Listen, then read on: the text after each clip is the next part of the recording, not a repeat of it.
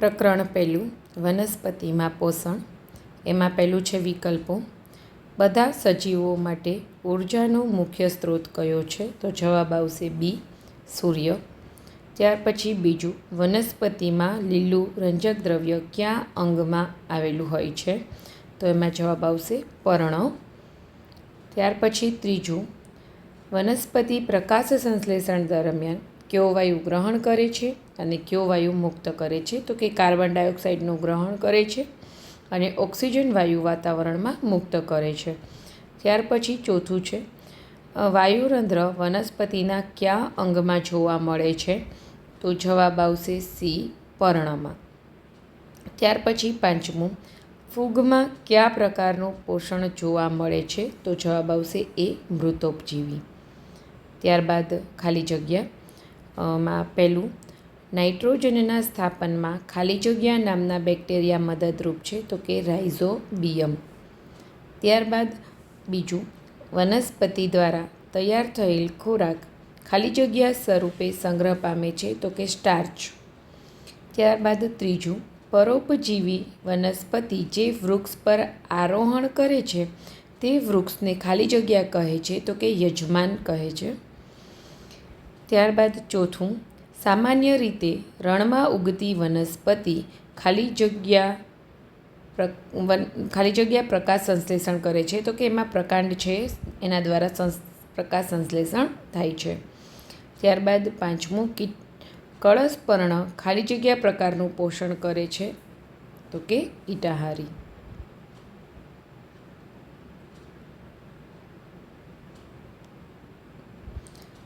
ત્રીજો પ્રશ્ન છે, ટૂંકમાં જવાબ આપો. પોષણ એટલે શું? તો કે સજીવો દ્વારા ખોરાક ગ્રહણ કરવાની તથા શરીર દ્વારા તેને ઉપયોગમાં લેવાતી પ્રક્રિયાને પોષણ કહે છે. ત્યારબાદ બીજું, સ્વાવલંબી પોષણ કોને કહેવાય છે? પોતાની શક્તિની જરૂરિયાત માટેના કાર્બનિક પોષક તત્વો પોતાના કોષમાં જાતે જ સર્જી લેવાની પદ્ધતિને સ્વાવલંબી પોષણ પદ્ધતિ કહે છે. ત્યારબાદ ત્રીજું, રાઇઝોબિયમ બેક્ટેરિયા કઈ વનસ્પતિમાં વસવાટ કરે છે? તો કે રાઇઝોબિયમ બેક્ટેરિયા કઠોળ વર્ગની સિમ્બિકુળ વનસ્પતિમાં વસવાટ કરે છે. ત્યારબાદ છે ચોથું, ખાતર મારફતે જમીનમાં મુખ્યત્વે કયા પોષક તત્વો ઉમેરવામાં આવે છે? ખાતર મારફતે જમીનમાં મુખ્યત્વે નાઇટ્રોજન, ફોસ્ફરસ અને પોટેશિયમ જેવા પોષક તત્વો ઉમેરવામાં આવે છે. ત્યારબાદ પાંચમું, વનસ્પતિમાં વાયુરંધ્ર શું કાર્ય કરે છે? તો કે વનસ્પતિના પર્ણો દ્વારા થતી પ્રકાશ સંશ્લેષણ, શ્વસન અને બાષ્પોત્સર્જનની ક્રિયાઓ વાયુરંધ્ર દ્વારા થાય છે. ત્યારબાદ છઠ્ઠું, ખેતરમાં તૈયાર થતો પાક કયા પ્રકારનું પોષણ કરે છે? તો કે ખેતરમાં તૈયાર થતો પાક સ્વાવલંબી પ્રકારનું પોષણ કરે છે. ચોથું છે તફાવત આપો. એમાં પહેલું સ્વાવલંબી અને પરાવલંબી પોષણ. તો સ્વાવલંબીમાં પહેલું, સ્વાવલંબી પોષણમાં સજીવો પોતાનો ખોરાક જાતે બનાવે છે. પરાવલંબી પોષણમાં પહેલું, પરાવલંબી પોષણમાં સજીવો પોતાના ખોરાક માટે વનસ્પતિ અથવા તો બીજા પ્રાણીઓ પર આધાર રાખે છે. સ્વાવલંબી પોષણમાં બીજું, સ્વાવલંબી પોષણ ધરાવતા સજીવોમાં હરિતદ્રવ્ય નામનું રંજક દ્રવ્ય હોય છે. જ્યારે પરાવલંબી પોષણમાં બીજું, તો કે પરાવલંબી પોષણ ધરાવતા સજીવોમાં હરિતદ્રવ્ય નામનું રંજક દ્રવ્ય હોતું નથી. બીજા તફાવતમાં છે સ્વાવલંબી પોષણ અને મૃતોપજીવી પોષણ. તો સ્વાવલંબી પોષણમાં પહેલું કે સ્વાવલંબી પોષણમાં સજીવો પોતાનો ખોરાક જાતે બનાવે છે. મૃતોપજીવી પોષણમાં પહેલું, મૃતોપજીવી પોષણમાં મૃત અને સડી ગયેલ પદાર્થોમાંથી પોષણ મેળવે છે. સ્વાવલંબી પોષણમાં બીજું, તેમાં હરિતદ્રવ્ય નામનું રંજક દ્રવ્ય હોય છે. મૃતોપજીવી પોષણમાં બીજું, તેમાં હરિતદ્રવ્ય નામનું રંજક દ્રવ્ય હોતું નથી. ત્યારબાદ પાંચમો પ્રશ્ન છે, સમીકરણ પૂરું કરો. સમીકરણમાં છે ખાલી જગ્યા, તો કે પહેલાં કાર્બન ડાયોક્સાઇડ અને પાણીનો ઉપયોગ કરી સૂર્યપ્રકાશની હાજરીમાં વનસ્પતિ કાર્બોદિત પદાર્થ અને ઓક્સિજન વાયુ મુક્ત કરે છે. ત્યારબાદ માગ્યા મુજબ જવાબ આપો. એમાં પહેલું, જો પૃથ્વી પર 6 મહિના સુધી સૂર્યપ્રકાશ ન મળે તો શું થાય? તો જવાબમાં આવશે લીલી વનસ્પતિ સૂર્ય ઉર્જાનો ઉપયોગ કરીને પ્રકાશ સંશ્લેષણ દ્વારા ખોરાક બનાવે છે. આ ઉપરાંત પ્રકાશ સંશ્લેષણ દ્વારા ઓક્સિજન વાયુ વાતાવરણમાં મુક્ત કરે છે, જેનો ઉપયોગ સમગ્ર સજીવ સૃષ્ટિ શ્વસન માટે કરે છે. જો પ્રકાશ સંશ્લેષણની પ્રક્રિયા ન થાય તો વનસ્પતિ ખોરાક બનાવવાની ક્રિયા ન કરી શકે, જેથી કરી પ્રાણીઓને ખોરાક તથા ઓક્સિજન મળી શકે નહીં. આમ સૂર્યપ્રકાશ વિના પૃથ્વી પર જીવન શક્ય નથી.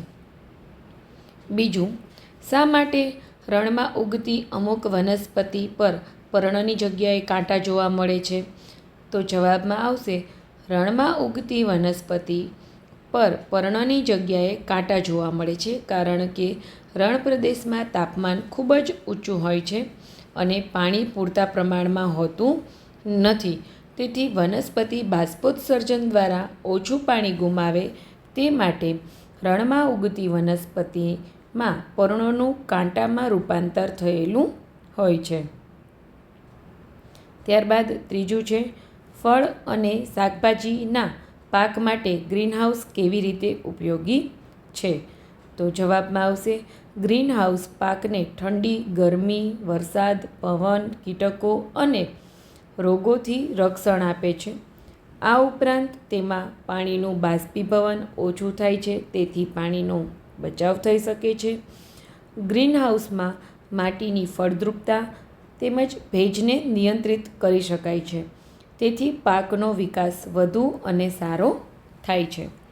ત્યારબાદ ચોથું છે, પાકને ખાતર આપવું શા માટે જરૂરી છે? તો કે પાકની વૃદ્ધિ અને વિકાસ માટે પોષક તત્વો ખૂબ જ જરૂરી છે. આ ઉપરાંત જમીનની ફળદ્રુપતા જાળવી રાખવા માટે ખાતર જરૂરી છે. ખાતરથી જમીનમાં પોષક તત્વો પૂરા પાડી શકાય છે. ત્યારબાદ પાંચમું છે, જંગલમાં ઉગતી વનસ્પતિને પોષક તત્વો કેવી રીતે મળતા હશે? તો જવાબમાં આવશે વનસ્પતિના વિકાસ માટે પોષક તત્વો ખૂબ જરૂરી છે. જંગલમાં મૃત વનસ્પતિ તથા મૃત પ્રાણીઓના વિઘટન દ્વારા જમીનની ફળદ્રુપતામાં વધારો થાય છે. આમ જંગલમાં ઉગતી વનસ્પતિ તે પોષક તત્વોનો ઉપયોગ કરે છે. ત્યારબાદ છઠ્ઠું, કળશપર્ણ જેવી વનસ્પતિ લીલા પર્ણ ધરાવતી હોવા છતાં કીટકોનો આહાર તરીકે ઉપયોગ શા માટે કરે છે? તો જવાબ કળશપર્ણ કીટાહારી વનસ્પતિ છે. તે કીટકનું પાચન કરી તેમાંથી પોષણ મેળવે છે. આવી વનસ્પતિને લીલા પર્ણ હોય છે અને તે પ્રકાશ સંશ્લેષણ દ્વારા ખોરાક પણ બનાવે છે, પરંતુ તે જ્યાં ઉગી નીકળે છે ત્યાંથી તેને પૂરતા પોષક તત્વો મળતા નથી. આથી તેની પૂર્તિ કરવા માટે તે કીટકોનું ભક્ષણ કરે છે. ત્યારબાદ પ્રશ્ન 7મો છે, કળશપર્ણના કળશમાં ફેરવાયેલ પર્ણની આકૃતિ દોરી નામ નિર્દેશન કરો. તો અહીંની આકૃતિ છે.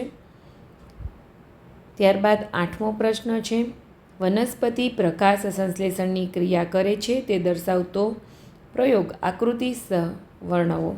તો એમાં હેતુ, વનસ્પતિ પ્રકાશ સંશ્લેષણની ક્રિયા કરે છે તે સાબિત કરવું.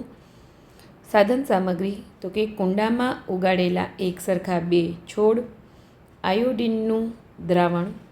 આકૃતિ છે, એક અંધારામાં છોડ છે અને બીજો છોડ સૂર્યપ્રકાશની હાજરીમાં છે. ત્યારબાદ તેની પદ્ધતિ, તો કે સૌ પ્રથમ એક સરખા 2 છોડ લો. એક છોડને અંધારામાં રાખો, જ્યારે બીજા છોડને સૂર્યપ્રકાશમાં મૂકો. બંને કુંડાના છોડને નિયમિત પાણી રેડો. 3-4 દિવસ પછી બંને છોડના એક પર્ણને તોડી લો. દરેક પર્ણમાં સ્ટાર્ચ છે કે નહીં તે માટે આયોડિનની કસોટી કરો. અવલોકન: સૂર્યપ્રકાશમાં રાખેલા છોડના પર્ણ પર આયોડિનનું દ્રાવણ મૂકતાં ભૂરા કાળા રંગનું બને છે, જે સ્ટાર્ચની હાજરી દર્શાવે છે. જ્યારે અંધારામાં રાખેલ છોડનું પર્ણ સ્ટાર્ચની હાજરી દર્શાવતું નથી. નિર્ણય: વનસ્પતિ પ્રકાશ સંશ્લેષણ કરે છે.